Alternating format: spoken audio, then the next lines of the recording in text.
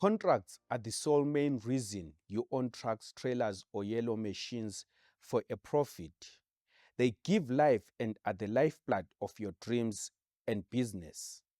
Handle them with due care and always respect them if you want to have and enjoy a good, satisfying, successful, and prosperous life in this business and the trucking industry.